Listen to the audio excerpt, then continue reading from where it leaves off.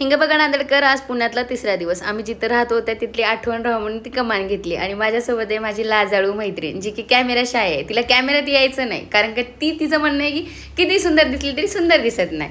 गेल्या गेल्या dragon fruits खालो आणि धनतचे हे दादा भेटले. मग त्यांनी आम्हाला ज्यूस पाजला आणि मग निघालो आम्ही कात्रजच्या राजीव गांधी प्राणी संग्रहालयाला. आणि प्राणी संग्रहालयात गेल्यानंतर एवढं सगळं तिथं बघायला भेटणार होतं, पण त्याच्यामधलं काय काय बघितलं.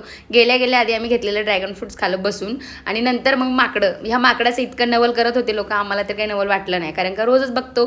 आणि मग नंतर हे सापांना खडे वगैरे मारू नका म्हणून असा संदेश दिलेला. आणि सर्पकुंडामध्ये इतकी जास्त सर्प होती ना, ती सर्प बघितल्यानंतर बिनविषारी विषारी असं तसं बघत गेलो.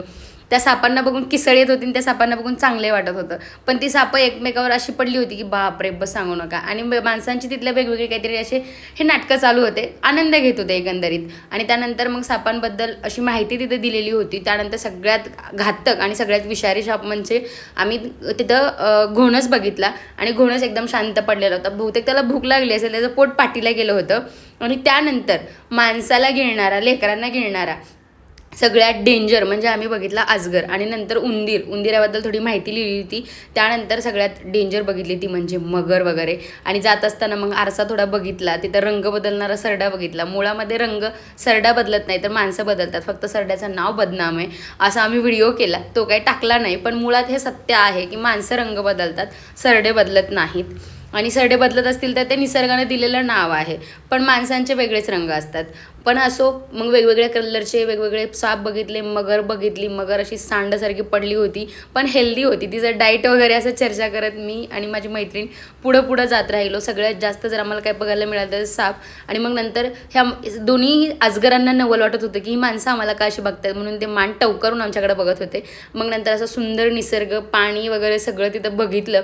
आणि चालायचं इतकं जास्त होतं. त्यामध्ये मग आम्हाला अस्वल पाहायला मिळाले, जे की रुसून बसलेली अस्वल आणि नाचू लागलेला अस्वल असा आम्ही अंदाजा लावला. त्यानंतर इथं पांढरा वाघ आहे जो की झोपून होता.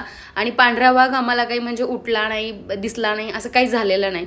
मग नंतर आम्ही तिथून गेलो सिंह आणि हत्ती बघण्यासाठी. सिंह आणि हत्ती बघायला जात असताना तुम्हाला गंडवण्यात येईल कारण का गोल एक मार्ग आहे, तो मार्ग कधीच अवलंबू नका.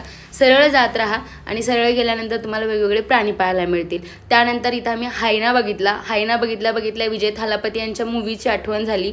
आणि मग नंतर हायना असा एकदम सुंदरपैकी एंट्री दिलेला. मग हत्ती बघितला.